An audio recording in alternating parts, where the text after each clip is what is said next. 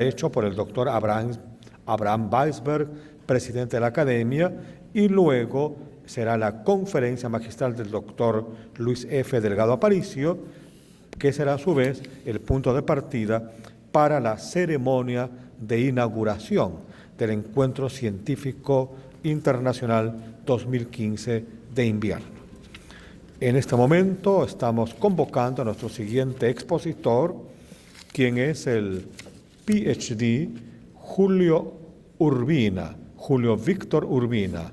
Él es PhD por la Universidad de Pensilvania en los Estados Unidos y ha sido ganador de premios por la excelencia en la enseñanza en Illinois, por la de Fulbright Scholar y de la investigación en la NASA.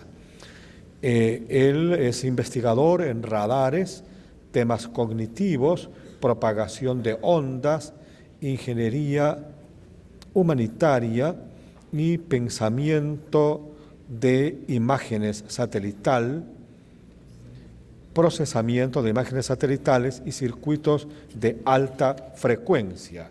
El tema de su exposición es la ingeniería de los radares y qué significa el sueño americano. Ya por el título, ciertamente estamos muy expectantes. Vamos a recibir al doctor Urbina con muy fuertes palmas en estos momentos.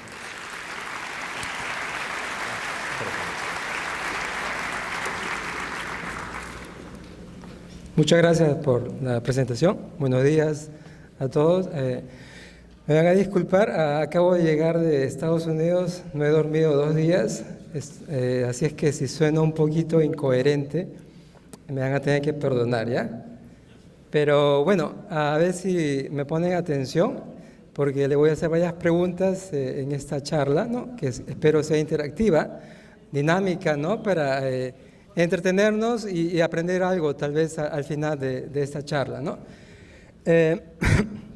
Bueno, el título genérico, me costaba trabajo formular una presentación, así es que he hecho un compromiso en presentarlo de manera general y tal vez dar un ejemplo específico, ¿no? Para ver ciertos detalles del tema que voy a hablar, ¿no? Que es 2 partes, ¿no? La parte del radar, que es el instrumento que lo uso en mis investigaciones, y luego la otra parte que es el sueño americano, que es la parte personal, ¿no? Que el doctor Montoya ha tenido la gentileza de entrevistarme y que la comisión Fulbright, el programa Fulbright de los Estados Unidos me permite visitar el Perú, o me permitió visitar el Perú desde marzo hasta hace una semana, para compartir esa experiencia enseñando acá en la UNI, en la Facultad de Ingeniería Eléctrica y Electrónica, ¿no? Entonces, ¿podemos pasar, por favor, a la siguiente slide? Entonces, es el contenido, como pueden ver, es sencillo, ¿no? Vamos a empezar por qué significa el sueño americano, luego explicar el tema genérico, ¿no? El sensado remoto, en qué consiste, qué es sensado remoto, qué entendemos por sensado remoto, y luego la parte ya específica, ¿no? Qué es, en qué consiste la ingeniería de radar y cómo lo conectamos con el sensado remoto. Y una aplicación, y bueno, espero que haya tiempo para preguntas. Entonces, empecemos con el sueño americano. No me puedo mover, no puedo... A mí me gusta moverme cuando hablo, acá me siento estático. Puedo... A ver. Okay. Muchas gracias. ¿Hay algún voluntario que se anime a compartir antes de hablar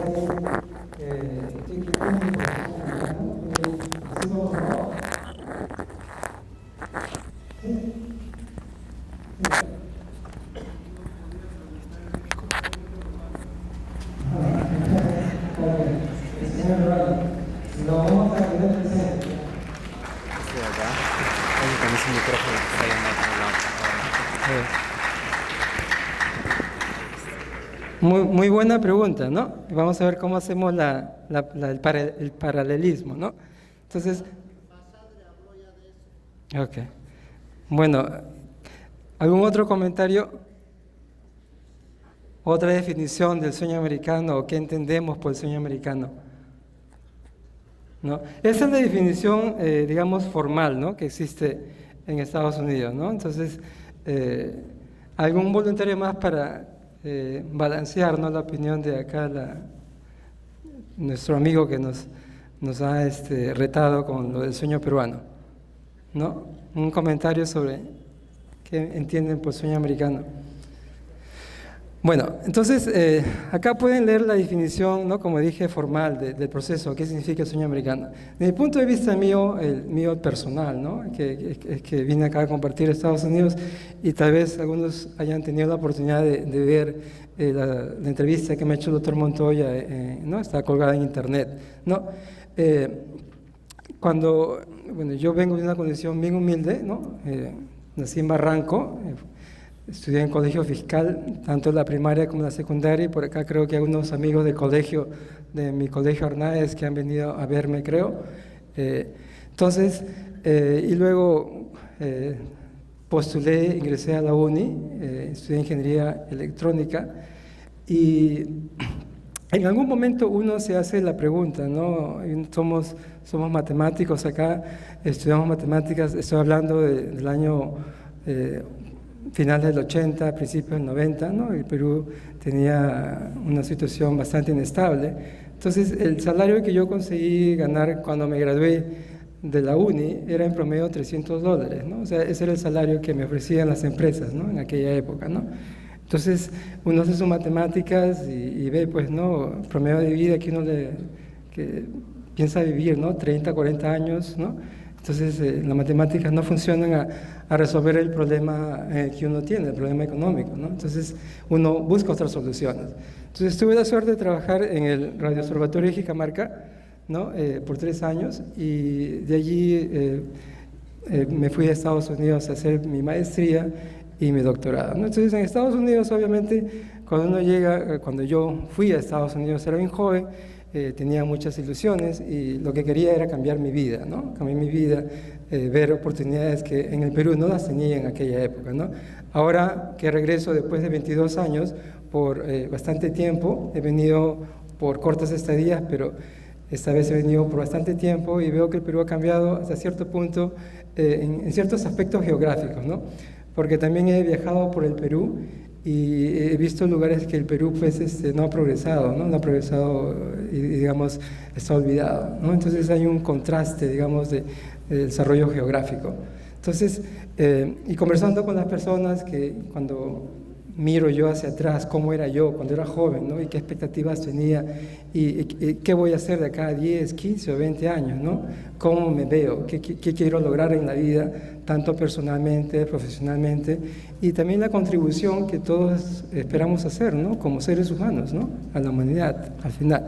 Entonces, esas experiencias las pude desarrollar en Estados Unidos. Estudié en la Universidad de Illinois, en una excelente universidad.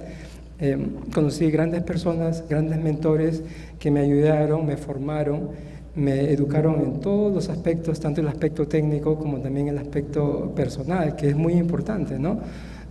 Pienso que ambos hay que balancearlos, hay que ver un equilibrio, y también no hay que olvidarnos la parte humana, ¿no?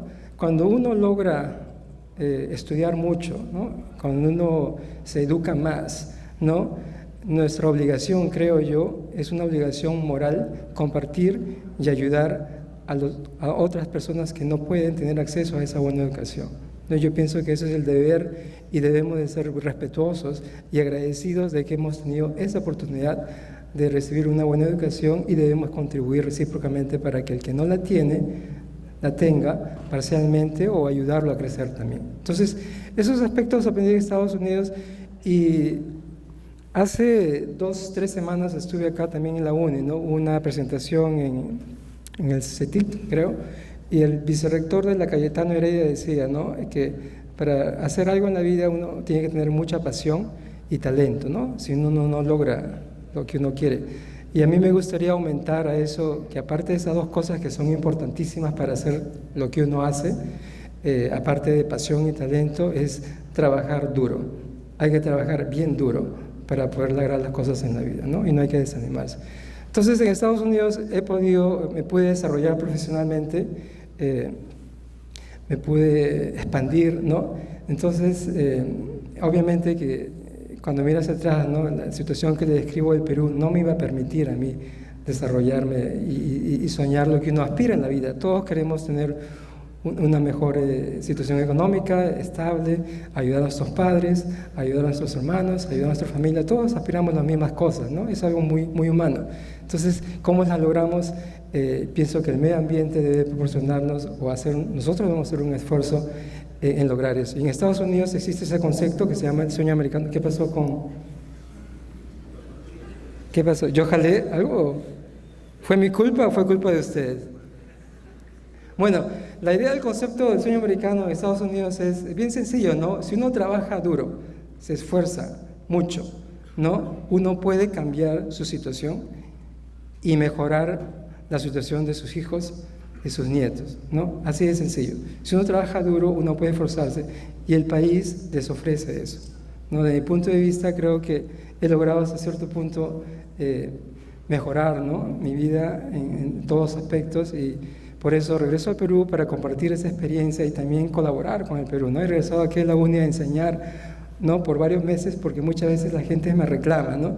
Sí, tú te fuiste y feliz por allá, ¿no? Entonces, yo digo, bueno, claro, uno se fue por las razones que les expongo, pero ahora regreso para compartir, ¿no? Con las nuevas generaciones y ayudar en todo lo que pueda para mejorar, ¿no? La educación en todo nivel. Entonces, esa es la idea, digamos, que quería compartir con respecto al sueño americano. Entonces, ahora ya, bueno, parece que hay problemas técnicos, así es que hay que improvisar, ¿no?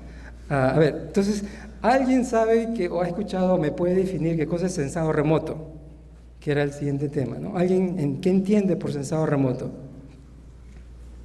A ver, un voluntario por ahí. Le dije que no iba a ser una charla pasiva, iba a ser interactiva, así es que tienen que contribuir con ustedes con definiciones. Sensado remoto, ¿qué entienden por sensado remoto? Ustedes mismos, nosotros, ¿no? Nosotros somos un instrumento, sensamos todo. ¿Tenemos cuántos sentidos? ¿Cuántos sentidos tiene el ser humano? 5, ¿no? Tenemos 5 sentidos. Ahora se habla de un sexto sentido, ¿no? ¿Cuál es el sexto sentido? El sexto sentido.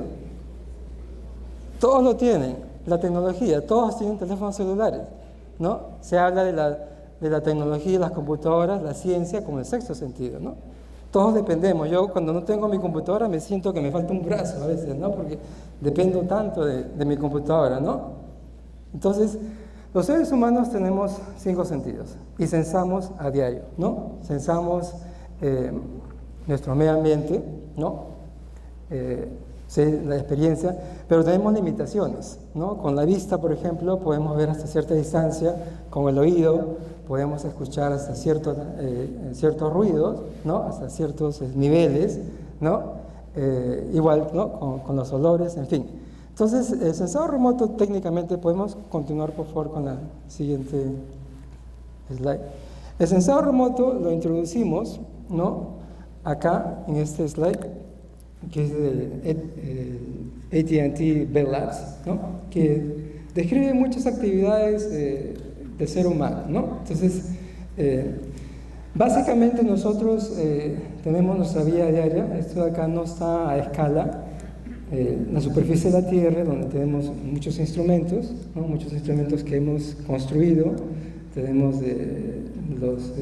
las facilidades que nos generan los servicios básicos, ¿no? Agua, energía, en fin, comunicaciones por cable. Y luego, si vamos subiendo en altura con respecto a la superficie de la Tierra, empezamos a ver artefactos o instrumentos artificiales que el ser humano ha puesto, ¿no? Por ejemplo, a 10 kilómetros tenemos aviones, ¿no? Si seguimos, tenemos satélites, tenemos el Space Shuttle, en fin, ¿no? Entonces tenemos una serie de instrumentos que hemos puesto a diferentes alturas para expandir, ¿no? Para expandir nuestras habilidades, para expandir nuestros sensados, básicamente, ¿no? Entonces, pero la Tierra es un sistema complejo, ¿no? La Tierra es un sistema complejo, existen una serie de fenómenos, ¿no? Que ocurren desde cero hasta el infinito, ¿no? Hay una serie hay una serie de fenómenos. Entonces, la pregunta es, ¿y cómo estudiamos esos fenómenos? Con los ojos podemos ver hasta cierta distancia, con los oídos podemos escuchar, ¿no?, ciertos niveles de ruido, y cómo hacemos para ver más allá, ¿no? Entonces, obviamente que la humanidad ha progresado, hemos progresado a diferente nivel, en diferentes aspectos, ¿no? Podemos comunicarnos hoy en día, el internet es instantáneo, ¿no? Hace 20 años para mí llamar por teléfono de Estados Unidos a mi casa, pues yo llamaba a un vecino para que el vecino le llame a mi mamá, ¿no? Porque no teníamos teléfono, un teléfono era un lujo hace 20 años, ¿no? Entonces hemos progresado mucho a nivel mundial, hemos construido satélites, y así como hemos progresado, la naturaleza también tiene sus propios fenómenos, ¿no? Entonces existen una serie de fenómenos que los estudiamos para ver cómo esos fenómenos interactúan, ¿no?, ya de manera directa o indirecta, con los instrumentos que ponemos en órbita y también a nivel global, ¿no? Entonces, en la siguiente, la idea de este slide de TNT Labs es describir la serie de instrumentos que tenemos, ¿no?, en órbita hoy en día, es un dibujo, ¿no? Y a ciertas alturas tenemos procesos, ¿no? Por ejemplo, el que es muy conocido es la ionosfera, ¿no?, que está lleno de corrientes, es una región de la atmósfera de la Tierra, de aproximadamente 90 hasta 1000 kilómetros, que tiene cierto comportamiento y que los radioobservatorios de Cajamarca, que lo vieron en mi primera slide, lo estudia mucho y ha aportado mucho, ¿no?, en esa parte. Tenemos plasmas y tenemos acá lo que le llamo micrometeoros, ¿no? Micrometeoros, que es un tema que voy a hablar al final, ¿no? Tiene mucha importancia porque ustedes han escuchado que SpaceX, saben que la compañía SpaceX ha hecho sus experimentos de cohetes, ¿no?, para llevar personas al espacio, ¿no? Pero saben que ha fracasado, ¿no? Hace una semana hicieron los experimentos y explotaron los cohetes, ¿no? O sea, todavía hay algo que falta. Virgin Galactic, que es la otra empresa que está tratando de llevar gente al espacio de manera comercial, tampoco ha tenido éxito, ¿no? El éxito ha sido parcial. Existen fenómenos a ciertas alturas que tratamos de entender para ver cómo predecirlos, cómo lo predecimos, cómo entenderlos y sobre todo hacer una evaluación del impacto que puedan tener, ¿no?, en estos viajes comerciales. Así como hoy en día tenemos con mucha precisión los aviones comerciales, ¿no? Rara vez se escucha un accidente, ¿no? Hemos progresado mucho en ese sentido. Se sabe mucho del clima, se para el avión, se cierra el aeropuerto si el clima... Bueno, en Estados Unidos que los climas son dramáticos, ¿no? Acá en Perú los climas no son tan dramáticos, ¿no? A mí me sorprendió mucho cuando fui a Estados Unidos, los climas son dramáticos, ¿no? Acá en Lima todo es pues, primavera, básicamente, todo el tiempo, ¿no? En Estados Unidos tenemos calor bien fuerte, tenemos tormentas, huracanes, hielo, cae hielo, ¿no? Una serie de cosas que no tenemos acá, mucha nieve. Entonces es muy importante predecir el viento porque pueden haber accidentes si no se sabe esas cosas, ¿no? Entonces hemos hecho mucho progreso en la parte de los aviones, pero más arriba nos falta todavía estudiar muchas cosas más, ¿no? Entonces, para ello utilizamos lo que viene en la siguiente slide, por favor, que es la definición, digamos, formal, ¿no?, de lo que es un sensado remoto, que acá digo, ¿no? Sensado remoto, en este caso, cuando digo sensado remoto me refiero a la parte de radiofrecuencia, ¿no?, la parte de electromagnetismo, que es el área que yo estudio, ¿no? La idea es detectar, ¿no? En los siguientes slides voy a definir, ¿no?, de manera básica cómo es que hacemos esto. No, nosotros tenemos un proceso científico, ¿no?, para hacer esto, una parte teórica, una parte experimental, ¿no? Tenemos observaciones y en base a las observaciones tenemos que hacer un análisis, ¿no?, de los datos que tenemos y hacer unas conclusiones, ¿no?, y qué es lo que nos logra, digamos, esta medición u otra. Entonces, hay dos formas de hacer el sensado remoto, ¿no? El método activo en el que uno genera una señal, ¿no? Ese instrumento que uno genera se va a llamar transmisor, ¿no? Por ejemplo, el radar es uno de ellos, en inglés se pronuncia LiDAR, o LIDAR en español, el sonar, ¿no? El radar utiliza radiofrecuencia, ondas electromagnéticas, LiDAR, luz, ¿no? Rayos láser, sonar, por ejemplo, señales de audio, ¿no? Entonces, un método es el método activo, ¿no? Una forma de hacer sensado remoto es activamente con un instrumento. El otro método es el método pasivo, ¿no? El método pasivo en detectar esos fenómenos naturales que existen, ¿no? La naturaleza los crea, ¿no? Por ejemplo, en astronomía se utiliza mucho el sistema pasivo. Por ejemplo, ustedes han escuchado del proyecto SETI, han escuchado el proyecto SETI, ¿no? SETI, S-E-T-I, ¿no? Que ustedes también pueden participar, obviamente, todos los que tienen computadora en su casa pueden participar, ¿no? Escuchamos, observamos. Saben que en 1974 el ser humano, saben que en Arecibo se envió una señal al espacio, ¿no? ¿Saben? ¿Han escuchado de eso, no? Y esa señal, ¿recuerdan qué es lo que contiene?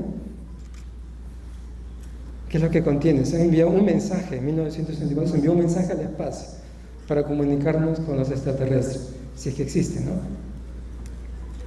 Saben, un mensaje en el que está codificado el DNA humano, ¿no? Y obviamente que hay un grupo que lo ha cuestionado, ¿no? Porque dice que uno envía asumiendo que el extraterrestre es amigable, pero ¿qué tal si no lo es? Le estamos dando en bandeja. A ver, estamos dando en bandeja, ¿no? Todo lo que somos. Entonces, bueno, se ha enviado, entonces el sistema SETI escucha, ¿no? A ver si hay un eco, hay una civilización que trata de comunicarse con nosotros. Ustedes pueden buscarlo, pueden participar activamente, ustedes activamente, pero pasivamente con su computadora, ¿no? Porque no hay una señal que se está escuchando, además el eco. Entonces, acá tengo dos ejemplos. Eso acá es un satélite que envía señales, traté de estudiar la atmósfera, por ejemplo, y acá es un sistema de AirGloss, que se llama, que captura emisiones, ¿no? De las ciertas alturas de la atmósfera, ¿no? Entonces, dos formas, a manera global, de hacer ese sensado remoto, un activo o pasivo. Continuemos, por favor, con el siguiente slide.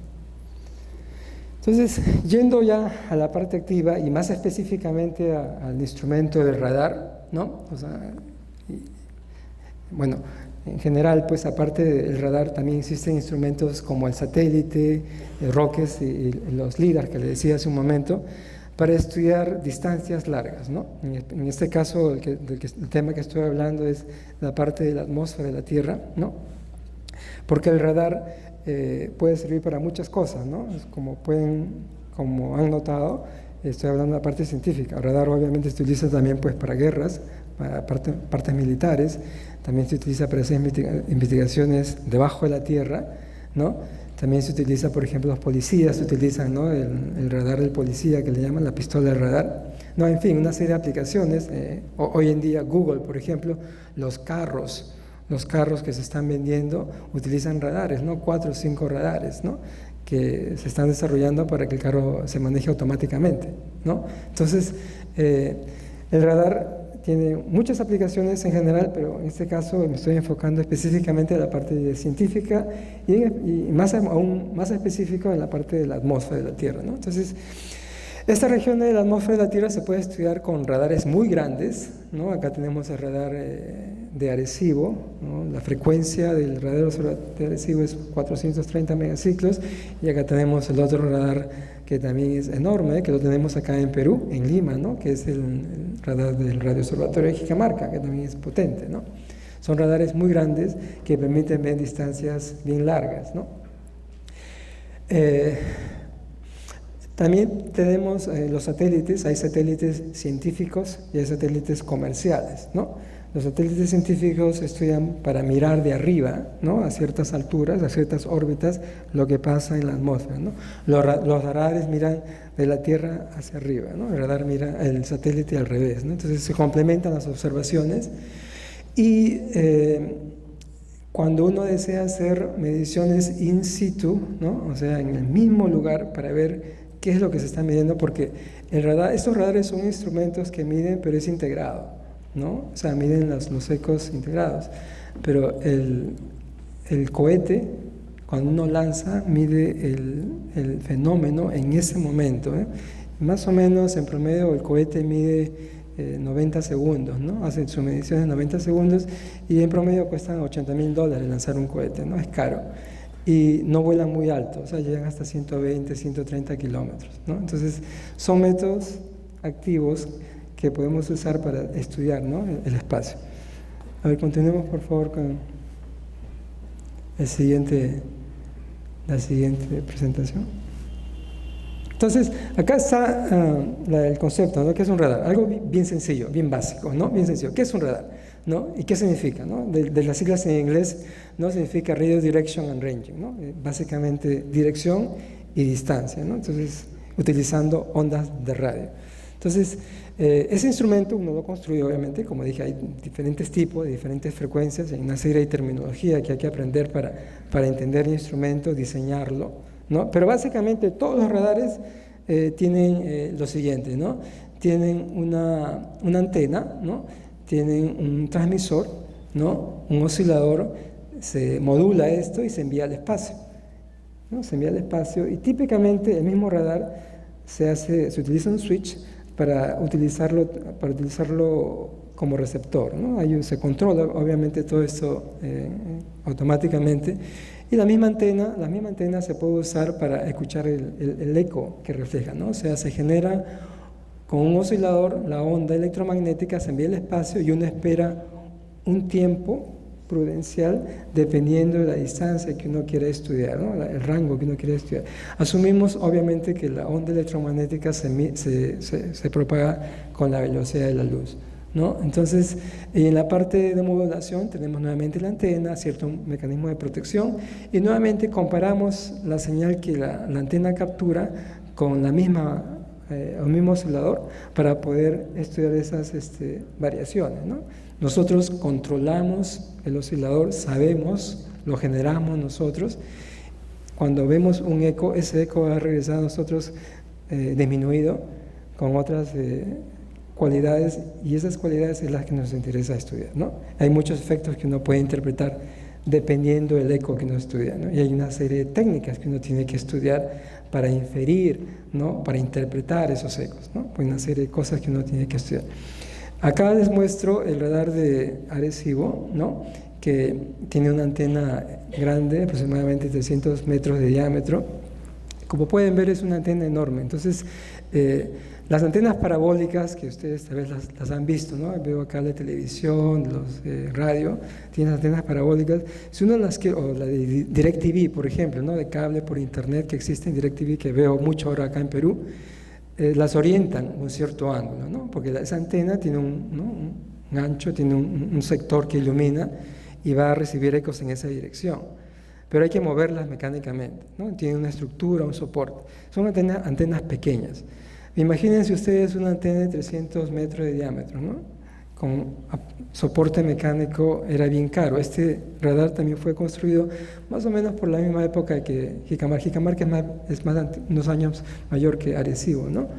Entonces, era muy caro construir. Entonces, se determinó otra forma, como ingeniería, uno trata de resolver problemas, ¿no? Hay un problema, uno trata de ver soluciones, ¿no? Entonces, en vez de mover el plato, toda la parábola, lo que se hizo en Arecibo, se movió el foco, ¿no? Se mueve el foco para mover el haz, ¿no?, el haz de la antena. Entonces, con Arecibo, igual que Jicamarca, podemos llegar a miles de kilómetros, ¿no? Podemos llegar a miles de kilómetros en forma activa, ¿no? En forma pasiva, obviamente, Arecibo puede detectar ¿no?, de diferentes porciones de la galaxia. Entonces, esa es la idea de un radar. Básicamente tiene eso, un oscilador, una antena para transmisión, la misma antena típicamente para recepción, y en la parte de recepción tiene una serie de elementos que nos permiten recobrar el eco que este radar captura, ¿no? Obviamente que hay variaciones, hay otros radares que utilizan 2 antenas, se llaman biestáticos, hay radares que utilizan 3, se llaman tristáticos, pero el concepto es bien similar, ¿no? Entonces, este cartón es bien sencillo, y lo que viene en el siguiente slide es cómo es que yo hago todo esto. Entonces, vayamos por favor al siguiente slide.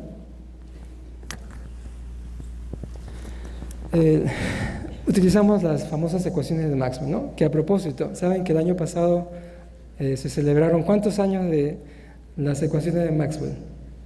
el año pasado? ¿Cuántos años de existencia de estas famosas ecuaciones de Maxwell? ¿Cuántos años se celebraron? ¿Cuánto? Más o menos, un estimado. ¿10? No, más. No sé que no escuche. ¿Cuánto? 30, más. 100 y algo, más cerca, ya 100 y algo, ¿eh? Estamos acercando. ¿Cuánto? 120, no, todavía te falta. Ya estás por ahí, 150. El año pasado se celebraron 150 años de la primera vez que publicaron pues las famosas ecuaciones de Maxwell, ¿no? No sé, digamos, como dice el background, ¿no? de acá de las personas que están escuchando. Me imagino que muchos de ustedes las conocerán, tal vez unos de ustedes no las han visto de esta forma, tal vez las hayan visto de otra manera, ¿no? En física, ¿no? Es la forma diferencial, ¿no? La forma diferencial de las ecuaciones de Maxwell, que son 4, ¿no? Acá son los nombres como se descubrieron, ¿no? Las ecuaciones antes de que Maxwell las formalizara, ¿no? Obviamente que cuando Maxwell publica sus ecuaciones no eran tan bonitas como las estudiamos nosotros ahora, ¿no? Ahora están bien bonitas, ¿no? Si ustedes leen el artículo original de Maxwell es bien difícil entenderlo, ¿no?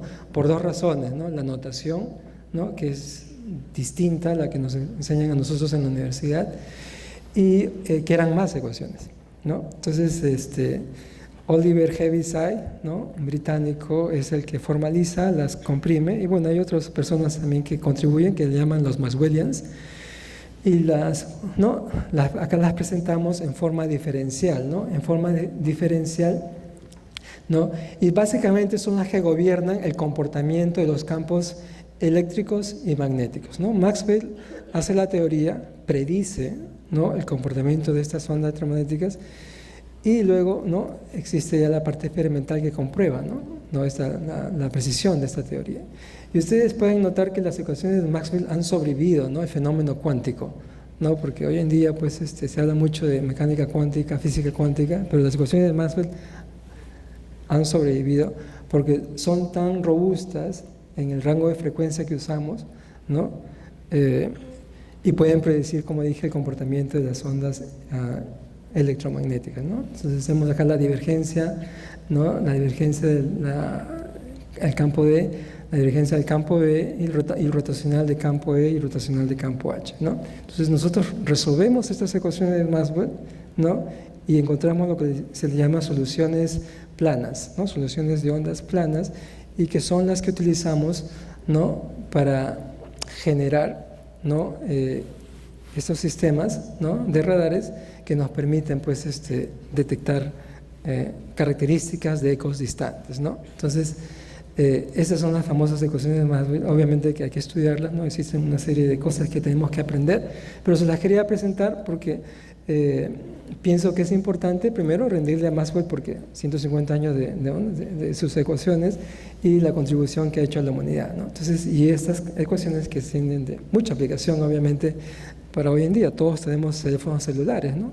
Radio, televisión, ¿no? Satélite, son ondas electromagnéticas, ¿no? Son estas ondas, obviamente de diferente frecuencia, pero son ondas electromagnéticas. A ver, entonces, traten de recordarlo porque más adelante le voy a preguntar otra vez sobre esto, ¿ya? A ver, continuemos por favor. Entonces, acá tenemos ejemplos de otros radares, ¿no? Tenemos 4 radares, y acá la idea, ¿no? Es un dibujo, un cartón, ¿no? Un cartón, como se dice, ¿no? Simplificado, ¿no? De cómo es que uno genera estas ondas electromagnéticas, ¿no? Y cuando uno estudia estas cosas, lo primero que uno estudia es el concepto del dipolo, ¿no? Del dipolo, lo que le llamamos una antena de dipolo o de media onda, ¿no?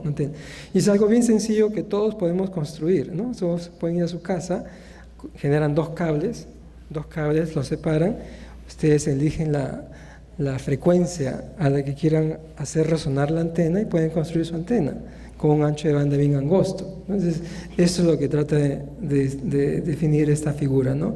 El dipolo simétrico, por ejemplo, En el caso de Jicamarca, la frecuencia del radar es 50 megaciclos, ¿no?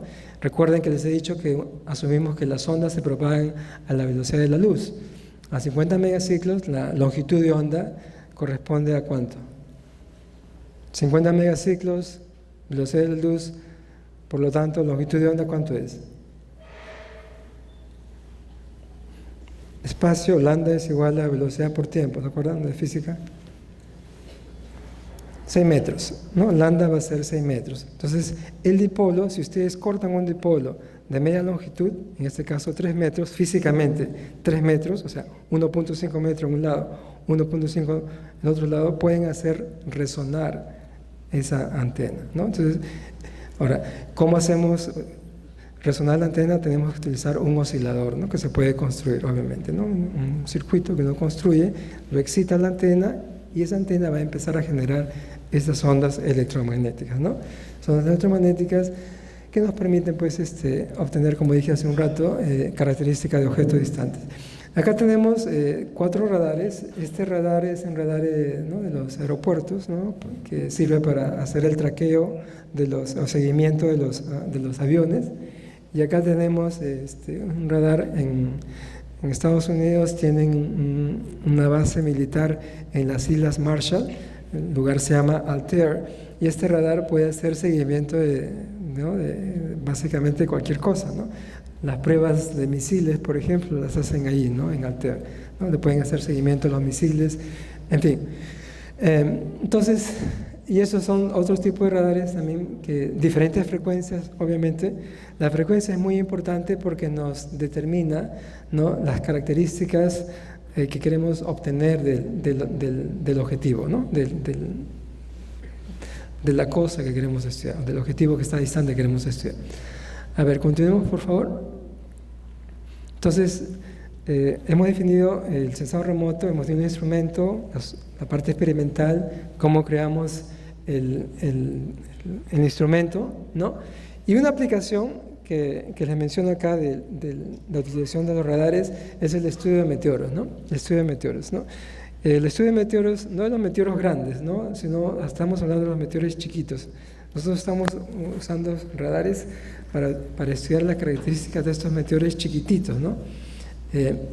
No sabemos hoy en día cuánta masa de meteoro cae sobre la superficie de la Tierra, ¿no? Se estiman que aproximadamente tenemos entre 2.000 a 200.000 toneladas, ¿no? De masa que cae al año, ¿no? Imagínense ustedes, toneladas, estamos hablando de una masa enorme, ¿no? Son los meteoros esporádicos. Entonces, la pregunta es bastante masa que viene fuera, algo le tiene que hacer al sistema de la Tierra, ¿no? Porque la Tierra tiene su propio sistema, tiene su propia estructura, y tenemos esta masa chiquitita, ¿no? Que viene, entonces, y interactúa con los procesos naturales, ¿no? Pero también, pues, va a generar una serie de interacciones o crear una serie de problemas, y esos fenómenos queremos entenderlos. Lo más importante es, queremos saber cuánto de masa. Miren el rango, es un rango bien, acá le falta un 0, ¿no? Un rango grande, ¿no? Estudiar la masa. Entonces, los radares son herramientas útiles, baratas, para poder estudiar estos meteoros. Típicamente los meteoros se viajan con una velocidad de 11 a 72 kilómetros por segundo y más o menos se queman, hierven, ¿no? Vienen con una velocidad fuerte, se queman más o menos a 100 kilómetros de altura. Entonces, queremos entender, ¿no? Entender la masa, la velocidad, la física de estos meteoros, ¿no? Y obviamente una forma de entender estos procesos es con un radar, ¿no? Entonces es lo que la aplicación de estos conceptos que estoy hablando. A ver, continuemos, por favor. Tengo tiempo todavía. Okay. A ver, continuemos, por favor, con el siguiente slide. Entonces, mencioné, ¿no? Que hay una cantidad de masa de meteoro que existe, pero la pregunta siempre que hacemos o queremos estudiar es algo, es ¿para qué sirve? ¿No? ¿A quién le importa esto? ¿Por qué es importante? ¿Por qué es importante? ¿No? Entonces, en este caso, ¿por qué es importante estudiar los meteoros? Porque se ha investigado y se ha visto que los meteoros son responsables por este fenómeno que se llama noctilucent clouds, ¿no? Son unas nubes nubes naturales que ocurren a alturas bien altas, ¿no? Entre 80 y 90 kilómetros. Son alturas bien altas, altísimas, ¿no? Entonces, se cree que, hipotéticamente se ha presentado que los meteoros son responsables. Y estas nubes estaban ocurriendo con mayor frecuencia, ¿no? Entonces la pregunta es, ¿y por qué estaban ocurriendo con mayor frecuencia, ¿no? Entonces, ¿se debe tal vez al calentamiento global o qué es lo que está ocurriendo? Queremos entender eso. Los meteoros también son buenos trazadores, son buenos indicadores de los vientos naturales que ocurren entre 80 y 105 kilómetros. Estos vientos, medir un viento a estas alturas es bien difícil, ¿no? Esta región de la atmósfera es bien difícil, ¿no? En la comunidad científica se le conoce como la ignosfera, ¿no? De ignorante, ¿no? Ignosfera porque no sabemos mucho. Es bien difícil estudiar esta parte, ¿no? Por la parte física, por la parte física en sí del medio, ¿no? Entonces, los meteoros pueden ser indicadores para estudiar los vientos y también para estudiar las temperaturas, ¿no? Entonces, es importante, aparte de las otras razones que le di, también para entender estos fenómenos. ¿Podemos continuar, por favor, con la... Y ¿no? Nosotros hemos escuchado, si han leído los libros, las teorías, ¿no? Que dice que lo que destruyó a los dinosaurios fueron un meteoro grande, ¿no? En Yucatán se ha encontrado pues cráteres, ¿no? Y por eso digo acá, ¿no? En algún momento, bueno, ese es un cráter, otro cráter que hay en Arizona, pero el más grande que se cree que destruyó a los dinosaurios está en Yucatán, ¿no? En México. Entonces, es importante saber, ¿no? Por qué el movimiento de estos cuerpos, porque si son grandes, obviamente, pues que los daños que causan son desastres naturales, ¿no? Continuemos, por favor. Entonces, para darles, por favor, en la siguiente, para darles una idea más o menos del tamaño de los meteoros, de las partículas que nos interesa estudiar, de las que hablé hace un momento, de eso de 2.000 y 200.000 toneladas, es que acá, por ejemplo, tenemos, ¿no? La distribución en distancias, ¿no? En diámetro del meteoro. Y acá pongo, ¿no? O sea, si tenemos un diámetro de 100 kilómetros, pues que es, ¿no? 65 kilómetros es lo que yo entiendo fue lo que el diámetro que se estima que impactó en Yucatán, que destruyó a los dinosaurios, ocurre una vez a la Tierra, ¿no? Y si vamos disminuyendo de distancia, la frecuencia con la que ocurren estas masas es menor, ¿no? Entonces, llegamos, por ejemplo, a menos de 1 metro, ¿no? Y aún mucho menos de 1 metro, estamos en micro, ¿no? En el orden de micro, y esos ocurren con cada milisegundo, ¿no? Entonces existen con los meteoros chiquititos, esporádicos, ocurren con mucha frecuencia, ¿no? Entonces, y es masa, como dije, masa que se quema, que hierve en la atmósfera y queremos cuantificar, ¿no? A ver, continuemos, por favor. Entonces, acá hay un ejercicio bien sencillo para más o menos entender la energía, ¿no? La cantidad de energía de la que estamos hablando, ¿no? Y por qué es importante. Por ejemplo, imaginemos, ¿no? Eso de física básica, ¿no? Si tenemos un cuerpo con una masa de 1 gramo que se está moviendo a 40 kilómetros por segundo, ¿no? Esto genera pues el equivalente de 1.6 millones de joules en energía, ¿no? Lo que más o menos equivale a 1 millón de watts, ¿no? 1 millón de watts, o el equivalente a un foco, ¿no? Un foco de luz de 1 millón de watts que se quema en 1.6 segundos, ¿no? O sea, es lo que dura, ¿no? Fuerte. Entonces, si tenemos ese cuerpo con esa masa, la intensidad que vamos a ver, por ejemplo, ¿no? En caso si es un meteoro con esa masa, se va a ver un destello, ¿no? El ojo lo puede ver. Pero si hablamos con masas chiquititas, más chiquitas, ¿no? De 1 microgramo, por ejemplo, ¿no? Que se están moviendo a 40 kilómetros por segundo, equivalente de 1.6 joules en energía, o lo equivalente de un foco de luz de 1 watt, ¿no? Que se queme en 1.6 segundos, no vamos a ver, ¿no? Con los ojos. Entonces, estas cosas el radar las puede ver. Entonces, esas son digamos, las dimensiones, ¿no? Las escalas de las que estamos hablando. ¿Okay? A ver, continuemos, por favor. Ok, entonces, discúlpenme, perdón, que me están Están que me llaman demasiado y me mortifican.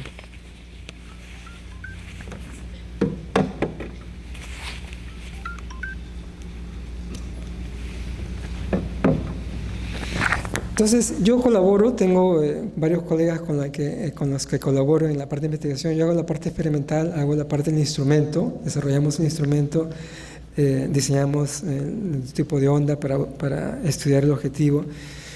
Y la parte... Ya está, ok. Me va a faltar muchísimo tiempo, ¿ah? Me está recién iniciando en la parte teórica. A ver, ¿qué hago? ¿Qué hago para resumir? No he sido un buen, no he usado muy bien mi tiempo, ¿no? Bueno, hubieron problemas técnicos también, ¿no? Ok. A ver. Bueno, las siguientes slides que siguen es un poquito la teoría, ¿no? La teoría de la parte de física, digamos, de meteorólogo, que lo pueden ver, ¿no? En internet, y les voy a dar una versión mejorada, o pueden leer los artículos que hemos publicado, ¿no? Donde existen, o en todo caso me pueden escribir, buscan mi nombre, o se los puedo dar si desean buscarme después, ¿no? En el intermedio que tengamos, encantado de explicarles un poquito más esos detalles. Por favor, vayamos varios slides para darle un poquito más. Bueno, tengo que aquí. Okay.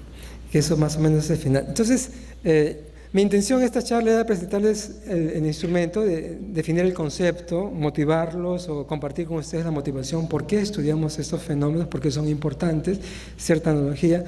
Pero también quería mencionar que en la Universidad de Penn State, cómo es que logramos hacer estas cosas, ¿no? Tenemos obviamente el trabajo de los profesores y también el trabajo de los alumnos, ¿no? Sin los alumnos no podríamos lograr muchas cosas, ¿no? Tenemos un laboratorio del programa espacial en Penn State, donde tenemos una serie de instrumentos y tenemos una serie de oportunidades, ¿no? Para los chicos de pregrado y posgrado.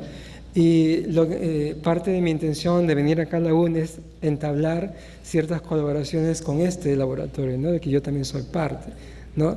Para poder trabajar con problemas en los que ustedes también puedan aportar. Es un laboratorio bien grande, tenemos proyectos con la NASA, proyectos de la National Science Foundation, de todas las agencias federales en Estados Unidos, y pienso que es una buena oportunidad, ¿no? para colaborar en diferentes temas de mutuo interés, ¿no? A ver, continuemos por favor en la siguiente slide. Y bueno, a ver si hay unas cuantas preguntas para mí. Espero haber sido coherente, por favor. Me he tenido que saltear muchísimas cosas. Hay una pregunta atrás. Sí.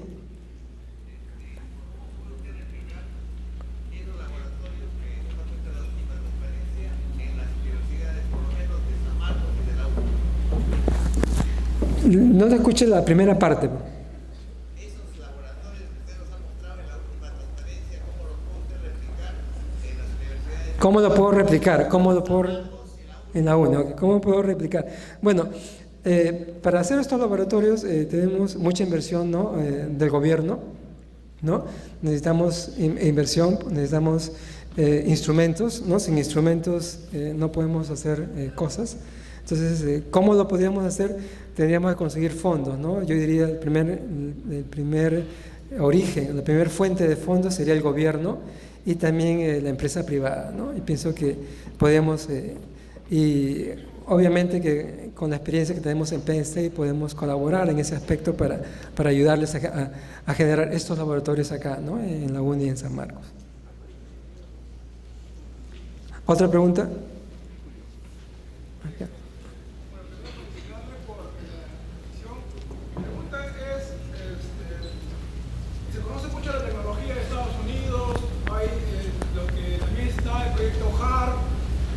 Cierto, la ciencia tiene sus bondades como también sus lados oscuros. Quisiera saber, yo particularmente, cómo en Estados Unidos tratan de hacer un lugar para nosotros los peruanos, un lugar donde nosotros vamos a desarrollarnos y buscar el bienestar personal, cuando ellos, por otro lado, hacen también sus cosas como guerras climáticas, armas nucleares. La verdad sería buscar un futuro en Estados Unidos o el poder de Estados Unidos que tiene sobre los demás países. Gracias. Bueno, es una pregunta, digamos, difícil de contestar, ¿no? Difícil contestar. Me están cortando acá, pero podemos... De verdad, pero podemos dialogar, ¿no? Yo pienso que al final, desde mi punto de vista, eso es mío personal, mi punto de vista personal, yo pienso que siempre es bueno dialogar, ¿no? O sea, constructivamente, ¿no? Yo pienso que lo importante en todo, en sistema humano, somos humanos, ¿no? Nos diferencia del sistema animal es que podemos conversar, dialogar constructivamente, criticarnos constructivamente para mejorar, ¿no? Entonces, yo pienso que tal vez eso lo podemos conversar aparte. Me van a disculpar, me están cortando. Muchas gracias. Por favor, quédese un momento, doctor. De verdad, estamos muy, muy complacidos con haber escuchado al doctor Julio Urbina con su característica combinación, ¿no?, de profundidad, de lo académico, estrictamente científico, con lo académico también, pero que es una visión histórico-filosófica que nos permite realmente entrar en profundidad en lo que es este encuentro científico internacional. Vamos a, por favor, pero la foto, Elena, pase, por favor, tenemos que... Elena, doctor, al centro. La entrega del certificado tiene que ser formal. Palmas, por favor. Muchas gracias. Bien.